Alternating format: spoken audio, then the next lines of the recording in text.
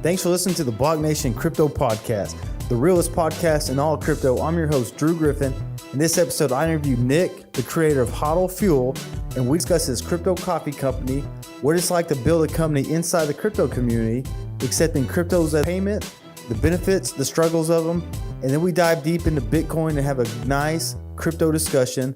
I hope you enjoy this episode. If you like it, please support me by donating to my Bitcoin and Ethereum address. I'll take that money, reinvest into my podcast. Also share this with your friends and family. Make sure you subscribe to me on YouTube.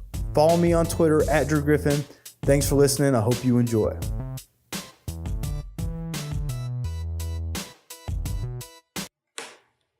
All right, thanks for listening to the BlockNation Crypto Podcast. I'm in here with Nick from Hodl Fuel. How you doing today, man? I'm doing good, Drew. How are you? I'm fantastic, man. Another day in crypto. Happy to be alive and excited to be in this space. So you are the creator of Crypto Coffee Company, and that's a very interesting company when I was looking through there. So before we dive into that, how did you get into crypto? Oh man, so a few years ago, I've always been big into podcasts. So I've been listening to one podcast called the Survival Podcast by a guy named Jack Spirko, probably for close to 10 years now. Oh, dang. But it's a podcast that's focused on sort of living an independent, sort of self-sufficient lifestyle, and it covers a wide array of topics. And some of the things that he started talking about back when I was listening in 2016 were cryptocurrency and Bitcoin. So I didn't really know a lot about it.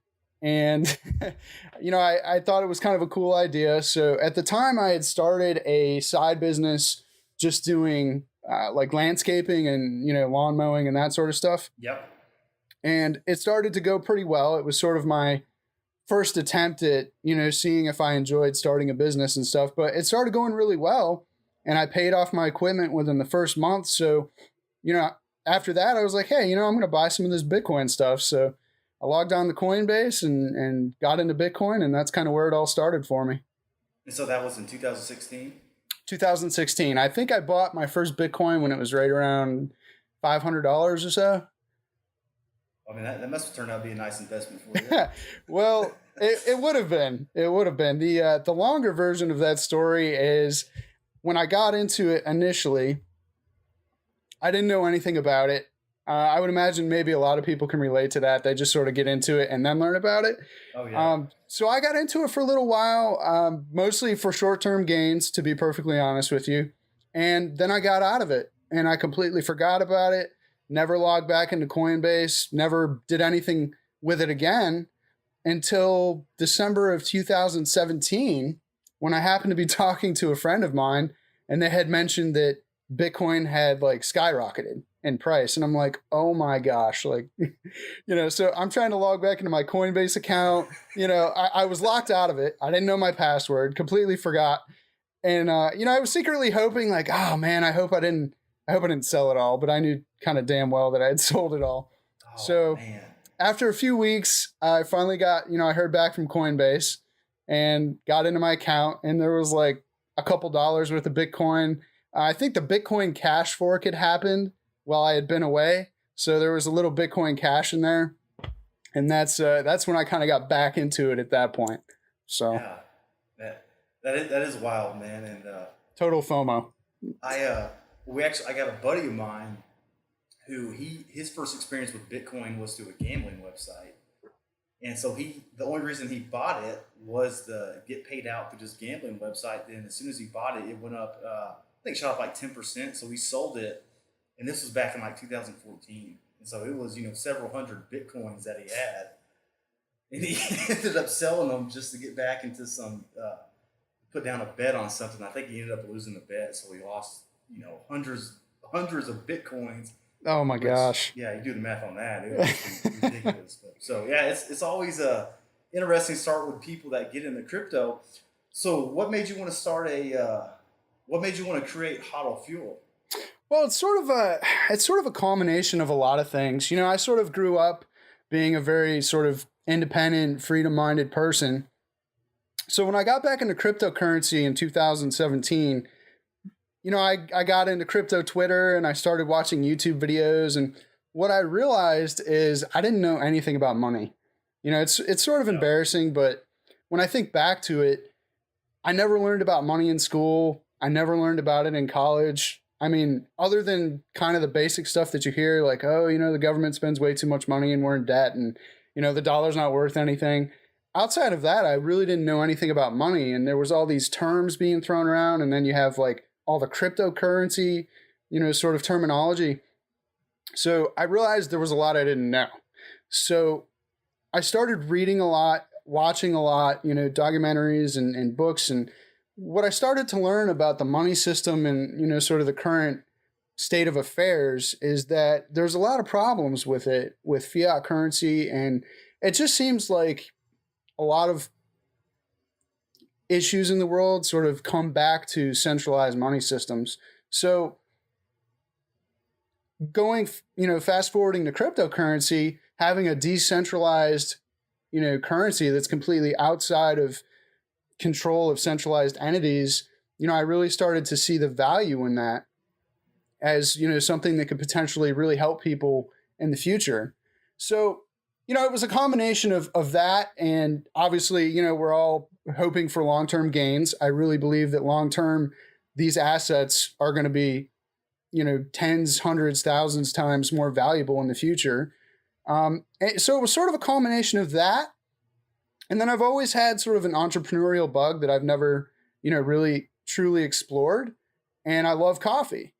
So when I combined all these things together, my long-term sort of beliefs and faith in cryptocurrency, I really was, I came home from work one night and I was laying in bed and I'm like, hey, you know what? Like, why not just start like a coffee brand? Everyone loves to drink coffee.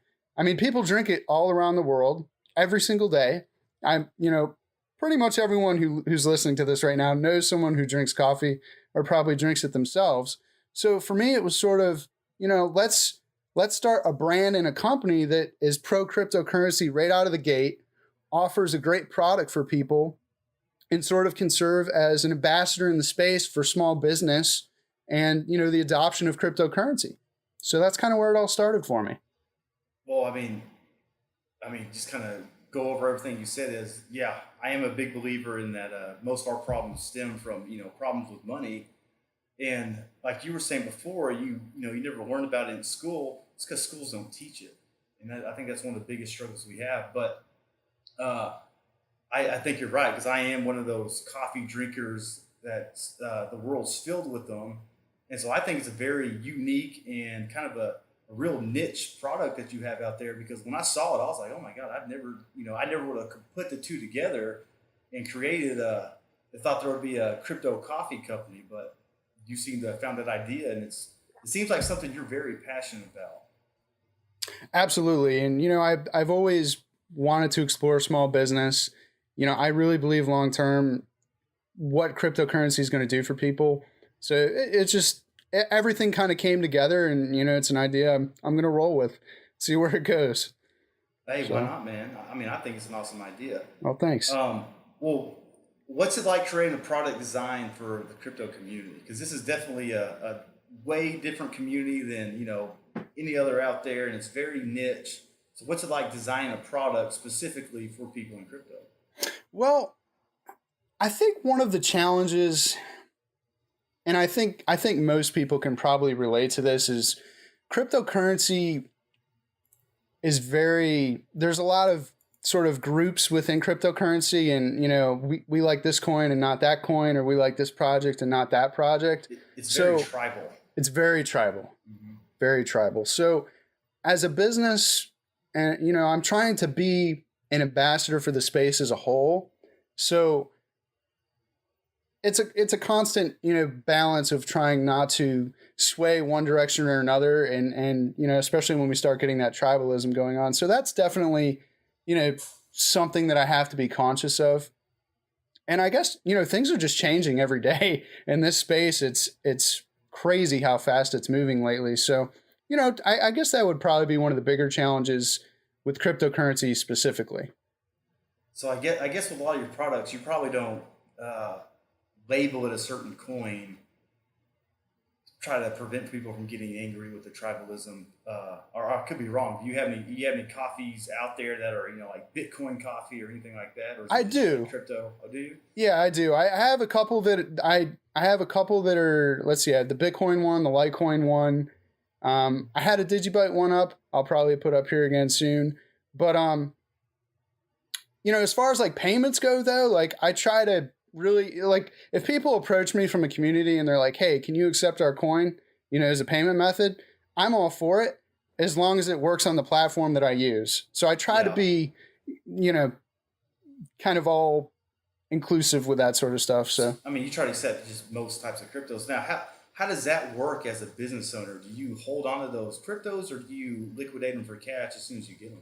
So lately what I've been doing, I mean, I reinvest it right back into the business. Yeah. Especially lately. So I'm trying to come up with new designs for, bags and all sorts of stuff. And I pay with crypto. And it works really well. So, I'm going to be an ambassador in the space as a pro crypto business. I'm going to use crypto in my business. So that's sort of where I stand on it. So you don't cash it out. You just, reinvest it straight as crypto with payments. Most of the time I don't cash it out. And if I do cash it out, it's because I have to pay for something that I can't pay with cryptocurrency, which, it's slowly going to change over time. Well, with most of your vendors and people you buy some of your stuff for, do most of them accept cryptos, and which ones do they accept? It's sort of a mixed bag. So, but it's great for starting a conversation, and that's been really key. So, yeah, because now that you mentioned, I never really thought about too many businesses. What do they do when they get those payments in crypto? Because a lot of other merchants and vendors may not accept it. So that's really interesting, and I think that's awesome that you're kind of being an ambassador and just making all your payments with it. What's your most popular crypto payment right now?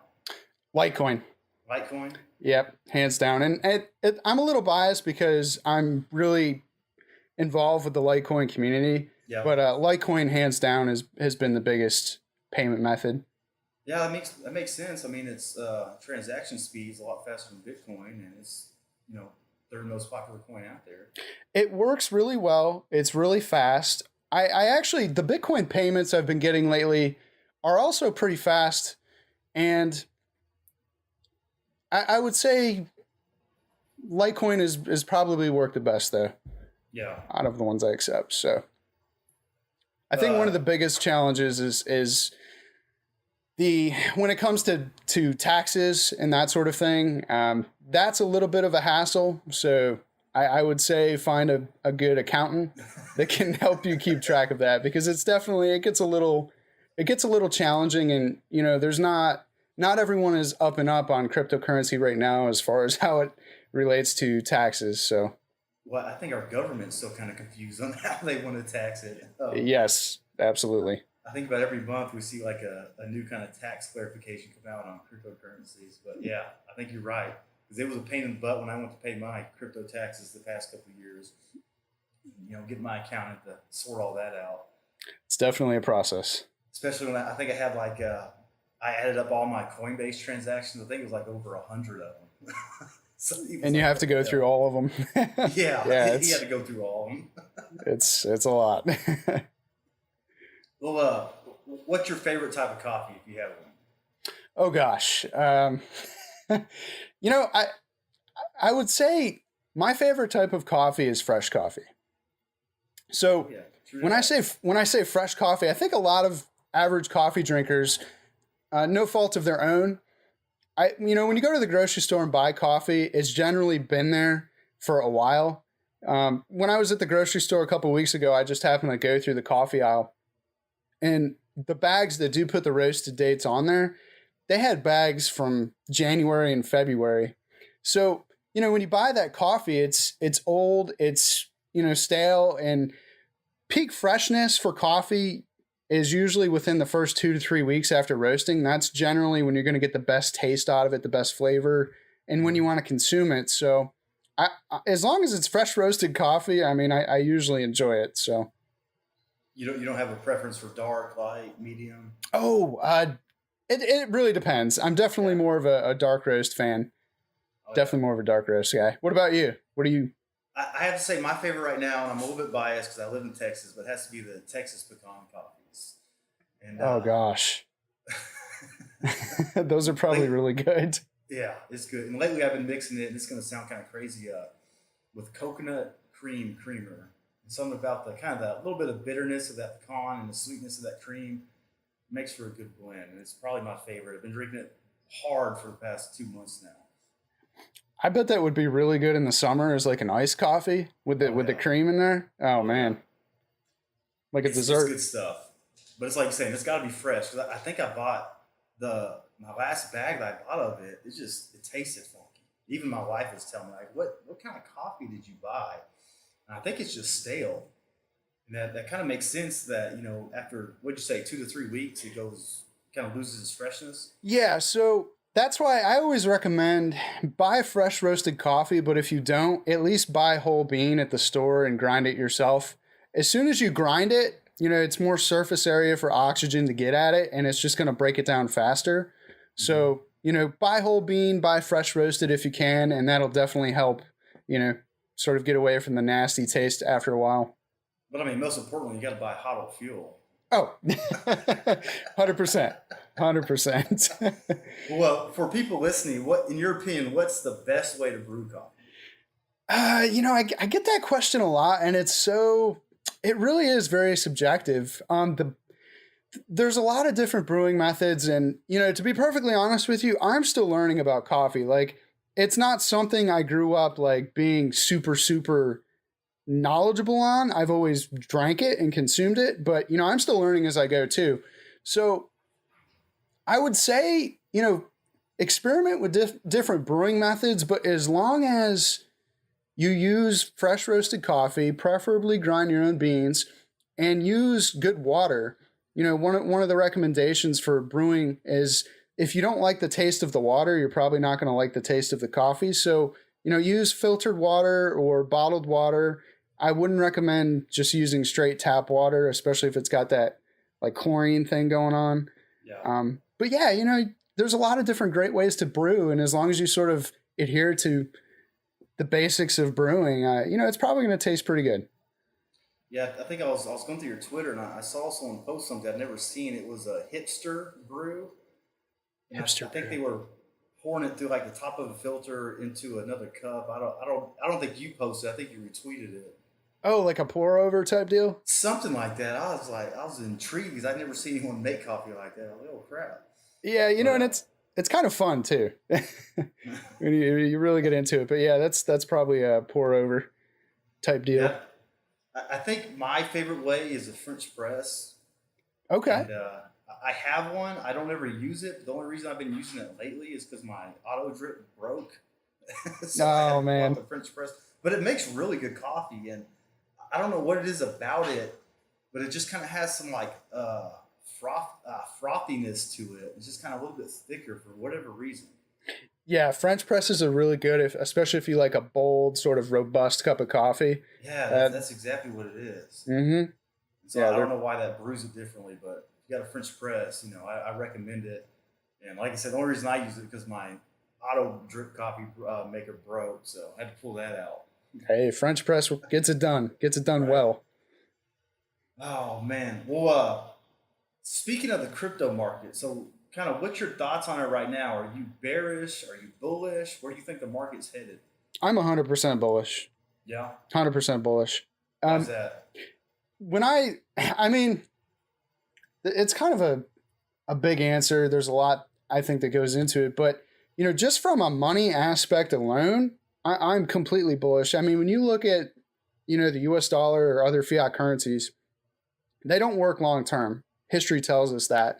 And I think, the volatility of cryptocurrency is definitely a short term sort of concern for people. And I get it. But, long term, it has, and let me just preface this by saying I'm not an expert on this stuff. I try and learn as much as I can to, talk knowledgeably on it. But it really seems to have some very good, characteristics that make money successful long term. And it's just not subject to that centralized authority that tends to ruin it. So I think from that aspect alone, it's got a lot of great potential. But going, kind of fast forwarding to this year, you see so many new projects starting, new adoption, coming on board, all these different, apps and companies getting involved. There's a new article every day. I'm sure you read them, of big brands and companies getting involved. So I'm 100% bullish on it. What are your thoughts on it? I'm the same way. I think we got a problem with our monetary system. Like you said, our government's just printing it out and spending it. History, always proves badly for governments that do it. And it's only a matter of time before inflation catches up to you and the currency is basically worthless and you ruin the lifetime savings of all the people who held on to that currency for a long time. And I think Bitcoin, in my opinion, I really think there's two different types of assets out there. I think there's money and I think there's currency. Okay. To me, money is something that has a long-term store of value, something like gold. Okay. And that's what I always compare Bitcoin to. And currencies are anything that people can transact with, but currencies don't maintain their long-term value. So that's what all the fiat that we have in the government right now, US dollar, the pound, the euro, all that stuff. To me, those are currencies. So that's always been my belief system. There's money and then there's currencies, and a lot of people always argue me with that and, call me kind of an idiot for thinking those two are separate, but that's always my opinion. And I think Bitcoin is money. Okay, I think it's going to have a long-term store of value. I think that value is going to increase over the long term because you can't inflate the supply. And I think all our other cryptos, in my opinion, are just another form of currency, but they have value, especially with something like Ethereum, where that currency has so much value in the Ethereum network. And so that's kind of my philosophy, but I'm with you. I'm 100% bullish on crypto right now. The volatility is going to, hit us a little bit, so the price will go up and down. But if you're a long-term holder, I don't think it's going to bother you too much as long as you can stomach that volatility. Couldn't agree more. You bring up an interesting point. When you talk with people about this that aren't into it, like what kind of reactions do you typically get? How do people sort of take it? I'm kind of curious. They usually take the first reaction I had when I was introduced to Bitcoin, and I thought it was just magical internet money. I mean, because when you first tell people, oh, it's the reaction is usually like, well, it's just PayPal. And you're like, well, not necessarily. Okay, it's got some more fundamentals behind it, but I think usually when you first explain it to people, they think it's just made up internet money, and but once you read the white paper and once you kind of really dive into it, you get hooked, you get trapped because you realize, this is something special that we have here. And I tell my guests this, I think the Bitcoin and crypto conversion rate is like 99.9%. People who really dive into it don't leave crypto. They're in it, short of the people who took major hits during the bear market and just said, screw this, I'm out.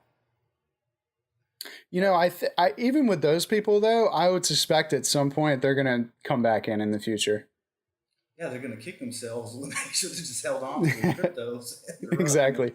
10, 100 times. But I love doing it. I love, being an advocate of crypto and trying to bring people in because I really think that we have a monetary problem with every single government in the world, and it's eventually going to cause, major economic downfalls. Because, like you said earlier, history hasn't voted well for countries that just print their own money. And so, Venezuela is a perfect example to point to right now, unfortunately. Man, that's horrible what's going on right there. And it blows my mind how more people don't just look at that and be like, all right, we have a problem here. And the U.S. has done a good job of fighting inflation, but I always say if you want to end inflation, just quit printing money. It's that simple. It's interesting when you talk to people and they're very hesitant to trust Bitcoin. Yeah. And I get it, but then I'm like, you pull up the U.S. debt clock and you look at that and it's like, well, yeah, but how can you trust this? I mean, this is debt that's going to be our children's, generations to come. So, from that aspect alone. Exactly. And I think there's two major problems that most people have is one, we're never taught money. Like you said earlier, you didn't learn about money in school. I didn't learn about money in school.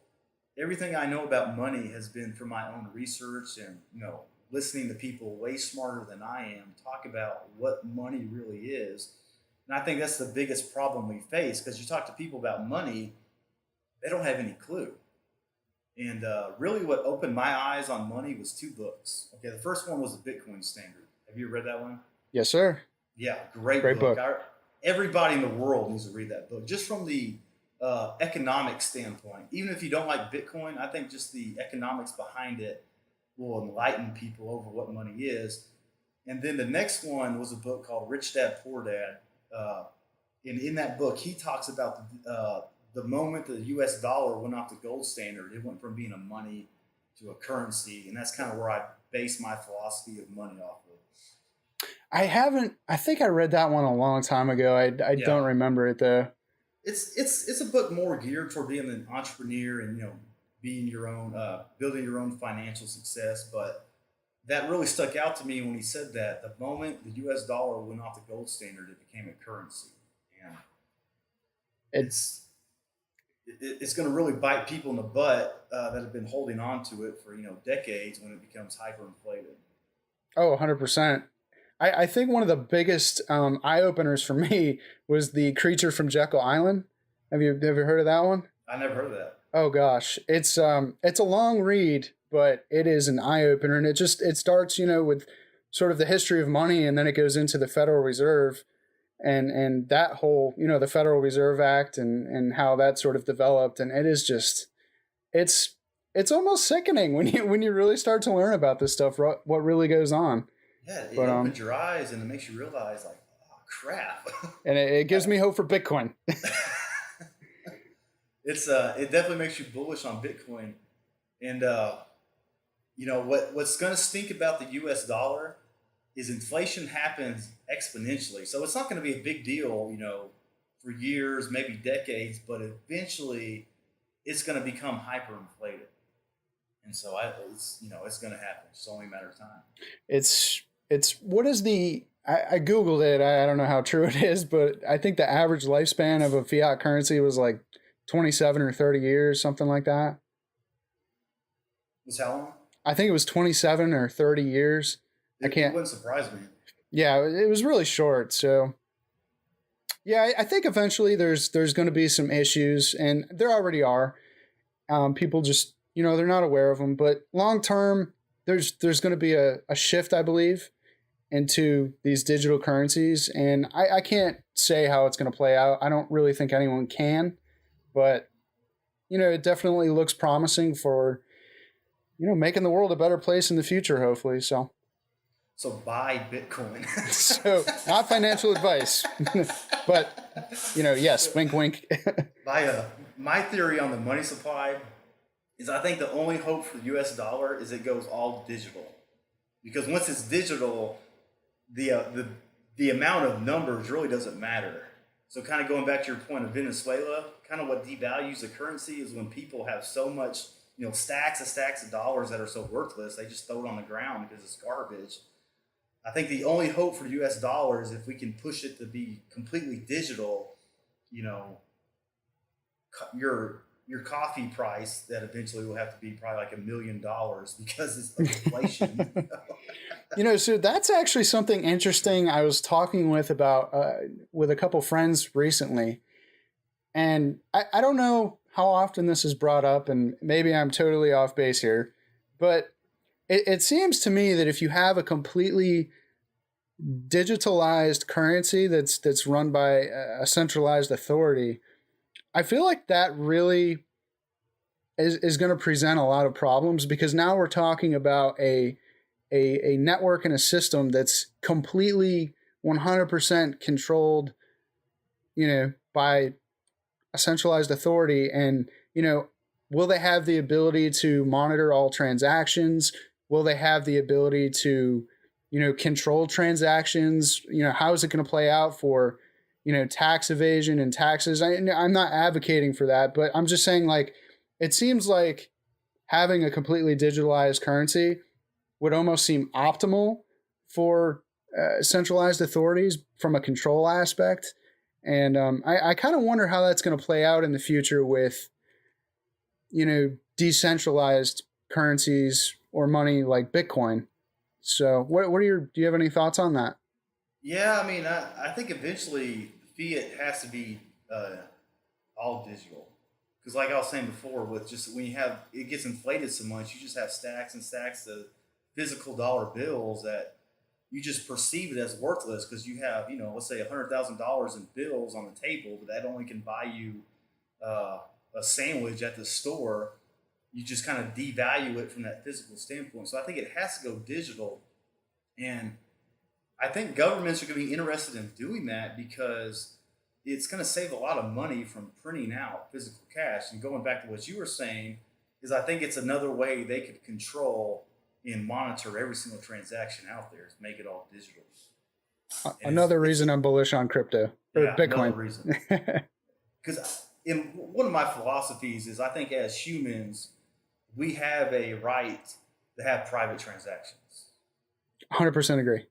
I don't think anyone should do anything illegal with it, but I think, we have the right to conduct transactions privately.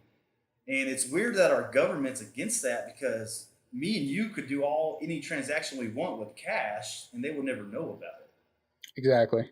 And so I never understood why they are so against, a lot of these privacy coins, because you could just use the US dollar, in a physical state like cash and just make a bunch of private transactions anyways. There was a video that I saw on YouTube. I don't even remember what it was all about, but essentially it was showing what happens when, you have a completely digitalized money controlled by government. And the person was checking out to buy a pizza, and it was giving him a hard time, like, oh, like, I don't remember exactly, but it was like, you're overweight or you're not at a certain health standpoint, so we're going to recommend that you do this, and we're going to tax you that because if you want the unhealthier pizza, we're going to add an extra tax to that, and all this kind of stuff. And I was like, oh my gosh, like, I mean, it's not that far fetched. It's just really not. And that's why I always, I'm anti-universal health care. Because what you're saying to me, if we have universal health care, now the government's really going to be on what we eat and what we consume, because it's our tax dollars going to it. So there's going to be a lot of interesting changes in the future, and I think there's going to be a clash between decentralized currencies and centralized currencies. There's going to be a clash, and I think what was the gentleman's name the other day? He introduced a bill to ban cryptocurrency. Was it Sherman? Sherman, yeah, Sherman. Yeah. I think.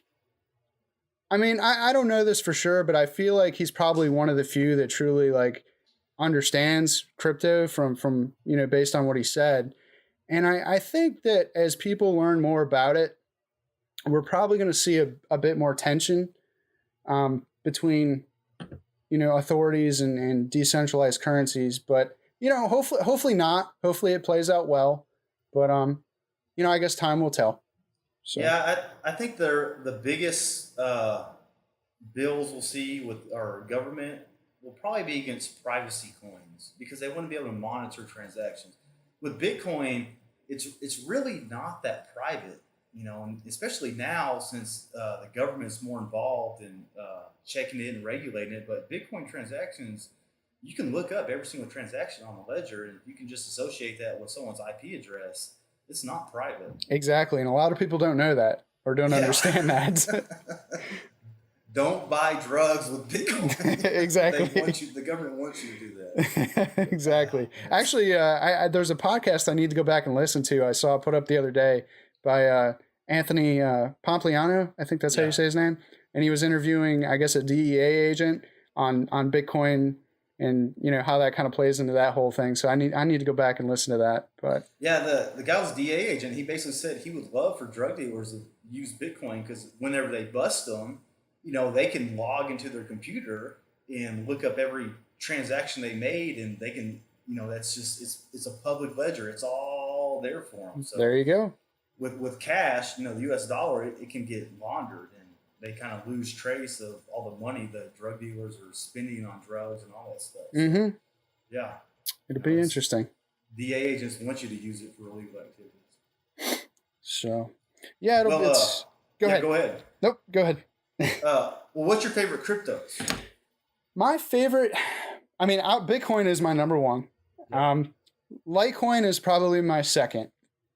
And the reason I really love Litecoin, and I talked about this in my first podcast I did the other day, the Litecoin community is out there getting after it. Like, they understand that adoption means talking with people about cryptocurrency, educating them, approaching businesses and conveying, how this can help as a payment for, their businesses and stuff like that. So they're out there getting after it. They're it's a very passionate group of people. They're very ambitious. And, I went to the first Litecoin summit last year in San Francisco, and it's just a great group of people from all walks of life that are coming together, and they're getting it done. And it's a great group of people. So I'm bullish on Litecoin because I'm bullish on the community. And I think long-term, having a strong community is going to be essential to having any sort of success with really any of these projects. So, yeah, I think you're right. Because if you look at the biggest projects in crypto, they have the best community. So first of all, Bitcoin, of course, but then Ethereum and Litecoin. And community's big, like you're saying, because that really gets the project from the ground to become mass adopted. 100%. So I guess as a business owner, like you were saying earlier, you have experience, and Litecoin seems to be one of the best payments, coins for payments. It works really well. And, kind of one thing I actually learned the other day, so are you familiar with Johnny Litecoin on Twitter? I'm not. Okay, so he's big into Litecoin and Bitcoin payments for merchants. He's actually like a payment processor guy. That's what he does. And he was the one that helped me set up and understand like how this works for businesses. And when you look at some of the advantages of cryptocurrency, for one, you're not the risk for fraud is obviously much lower because, once I receive a payment from a customer, that's it. They can't call their credit card company and lie about it. And, then I'll be footing the bill. Once I get a crypto payment, it's in my account. I don't have to wait days for it to pend. And, if a customer has a return, I can send them their money back almost instantly versus waiting, 3-4 days for it to show up in their bank account. So, the fees are a lot lower. And so there's some definitely distinct advantages to using cryptocurrency. Yeah, let's talk about that because as a merchant, you get just robbed from credit card companies when people use a credit card. Yes, absolutely. What's the fees, like 3%? Yeah, they're much higher. So what are they? Well, no. That's much higher than cryptocurrencies. But yeah, that's about right. 2-3%. So with cryptocurrencies, less than 1%, it's definitely just a lot better. So, there's a little bit of a hassle, like I mentioned before, with the tax aspect of it, but I think as more clarification on, regulation and stuff comes out, I think that'll kind of be hammered out in the future. So, well, hopefully they start treating it more like a currency instead of a commodity. But yeah, the credit card fees are ridiculous, man. I remember I was a manager of a company one time, and a lot of our customers would want to pay in Amex, and I used to have to beg them, like, please use anything else. Pay with cash, pay with a Visa. Don't use that Amex. And I think they would charge us like 5%. Oh my gosh. Yeah, I was like, the owner would just destroy me when I'd accept Amex. Like, dude, that's all they had. But yeah, that totally blew my mind with the fees for a second. So what kind of payment system do you use for crypto? Do you just have them send straight to your address, or you go through Coinbase? What is it? Yeah, so I actually use Coin Payments. Mm-hmm. So very similar to, kind of similar to Coinbase, I guess. They have a lot more options to, for different coins to accept. So far that's worked out really well. And I think as time goes on here, there's going to be a lot more platforms coming out, and they're going to be better every day. So, I'll probably move to something else in the future, but so far that's worked really well. Well, if you had to give any coin to invest in, you could only pick one, what would it be? Oh man, I don't. That's the one I don't like to put out there. It's a tough one, I know. I'll say this. I would recommend not investing in the U.S. dollar. How about that? Anything but the U.S. dollar. Amen. Oh man. Well, Nick, I'm glad you could come on. I'm definitely gonna be buying some of your coffee. If I had to pick, I guess you don't like picking one, but if you had to suggest any, what would be my best bet? Well, you said you like French press. You like a bolder cup of coffee. So try the Coiner AM routine is the bag name, and it's a Nicaraguan single origin coffee. It makes a very robust cup of coffee, dark roast. I think you'll like that. Heck yeah, man. Anything else you want to add before we get out of Yeah, here? real quick. So I think there's a lot of people in the space that are very creative and ambitious. And, I want to throw it out there, like as someone who's new to starting a business, I wholeheartedly recommend that people just, if they have an idea, if they have a project they want to start or a business they want to start, like freaking go for it. Like this is a prime opportunity right now to just put yourself out there and try something new. And, if you fail, then you're going to learn a lot either way. I learn so much every day doing this. And I really recommend that people out there and give it a shot. And if you fail, get up and try something else. So, but there's a lot of great opportunities in this space to help it grow and be successful long-term. So, if you are sitting on the sidelines wondering, if I should do it or not do it, like just go for it. So that's the truth, man. I mean, it's you got two choices. I think you can go work for somebody, or you can kind of build your own stuff and kind of have financial freedom. And like you said, if you have an idea, go for it 100%. What's the worst that can happen? You fail. Try again. Yeah, that's learn, it. Like you're saying, you learn, keep on learning, but go after it. And don't be afraid to ask for help. So if you're listening to this, reach out to someone. Reach out to me. Reach out to Nick on Twitter, or email. Tons of entrepreneurs out there that want to help each other. 100%. Yeah. 100%. There's. Oh, go ahead. Sorry. No, go ahead, man. I was just going to say there's a huge, diverse community in cryptocurrency, and if you're starting a business, like everyone that you could need or want is in this space for the most part. So, like you said, reach out to people and ask for help, ask for advice. I have people I'm working with within the space that are helping me build this project. So it's definitely there, and there's so many great people. So definitely embrace that. Heck yeah, man. Well, I'm glad you could come on. Yes, thank you so much for having me on. Oh, we'll have to do it again, man. You know Absolutely. Crypto, and it's been a pleasure talking to you. Same here, brother. Same here. Well, make sure if you're listening, subscribe to my YouTube channel. Follow me on Twitter at Drew Griffin. What's your Twitter handle? So at Hodl Fuel. At Hodl Fuel. All right, and make sure you. Yeah, go ahead. Oh, I was just gonna say the website is hodlfuel.com.